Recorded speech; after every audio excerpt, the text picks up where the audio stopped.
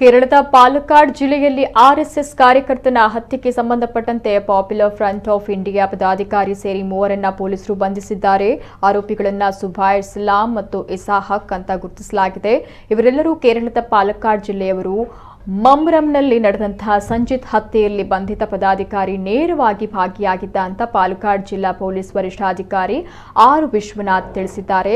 November 15ರ ಬೆಳಗ್ಗೆ 9 ಗಂಟೆಗೆ RSS ಪ್ರಮುಖ ಸಂಜಿತ್ ತನ್ನ ಪತ್ನಿಯನ್ನ ಕೆಲಸದ ಸ್ಥಳಕ್ಕೆ ಕರೆದುಕೊಂಡು ಹೋಗ್ತಾ ಇದ್ದಾಗ ಕೊಚ್ಚಿ ಕೊಲೆ ಮಾಡಲಾಗಿತ್ತು. ಪತ್ನಿಯನ್ನ ಕರೆದುಕೊಂಡು ಹೋಗ್ತಾ ಇದ್ದಾಗ ದುಷ್ಕರ್ಮಿಗಳು ಅವರನ್ನ ಕಾರಿನಲ್ಲಿ ಹಿಂಬಾಲಿಸಿ ಸಂಜಿತ್ ಬೈಕ್ಗೆ ಡಿಕ್ಕಿ ಹೊಡೆದಿದ್ರು. ಬೈಕ್ನಿಂದ ಕೆಳಗೆ ಬಿದ್ದಾಗ ಪತ್ನಿಯ ಎದುರೇ ಸಂಜಿತ್ ಅವರನ್ನ ಕೊಚ್ಚಿ ಕೊಲೆ ಮಾಡಲಾಗಿತ್ತು. ಪಾಲಕ್ಕಾಡ್ ತ್ರಿಶೂರ್ ರಾಷ್ಟ್ರೀಯ ಹೆದ್ದಾರಿ ಬಳಿಯ ಕಿನಸೇರಿಯಲ್ಲಿ ಈ ಘಟನೆ ನಡೆದಿತ್ತು. ಸಂಜಿತ್ ದೇಹದ ಮೇಲೆ ಒಟ್ಟು 15 ಗಾಯಗಳಿದ್ವು. ಕಾರಿನಲ್ಲಿ ಬಂದು ತನ್ನ ಪತಿಯನ್ನ ಹತ್ಯೆಗೈದವರನ್ನ ಗುರುತಿಸಬಹುದು ಅಂತ ಸಂಜಿತ್ ಪತ್ನಿ ಹೇಳಿಕೆಯನ್ನು ನೀಡಿದ್ರು.